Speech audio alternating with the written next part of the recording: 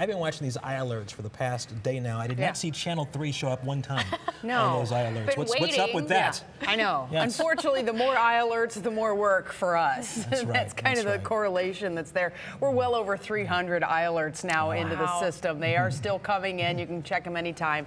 WKYC.com. Temperatures today. Look at this, 19. Ha ha ha. That was at 3 o'clock this morning. Just kidding. No, it was at 3 o'clock this morning, but now it's 9 at Elyria, 10 at the Cuyahoga County Airport, 8 right now at Akron Camp. But look at the wind chills. Those are those blue numbers, sub-zero, and that's not going to change. As a matter of fact, it's just going to get worse. We still have some flurries to talk about, not going to add up to anything yet, but we are anticipating some lake snow to get going, generally with a Lake Huron connection, and that could add anywhere from 3 to 7 inches of snow into the primary snow belts, especially the eastern sections of it.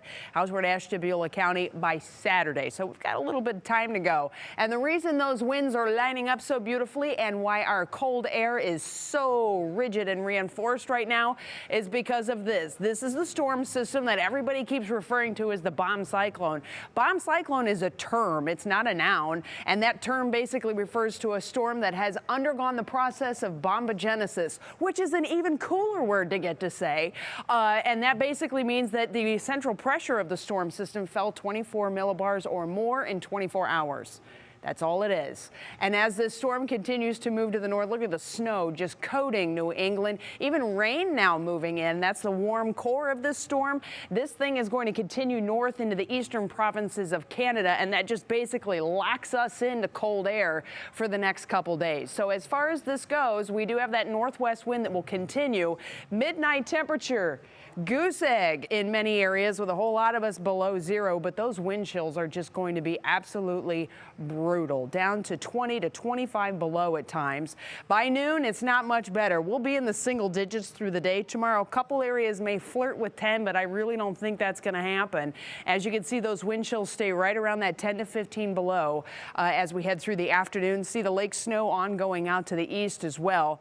Winds will begin to shift a little bit once we get into Friday night. Now that should help to alleviate a lot of that lake effect out to the east, but we have another absolutely frigid night setting up for Friday night into Saturday, and Saturday's high temperatures will only be in the single digits as well. Now, how much snow is coming? It's not a lot, especially by lake effect standards, and what we've seen recently, as you can see, it's probably just on the order of 2 to 4 inches, but that possibility of up to 7 if we get a good Lake Huron connection going could be there. I think most of that will probably be out into Pennsylvania.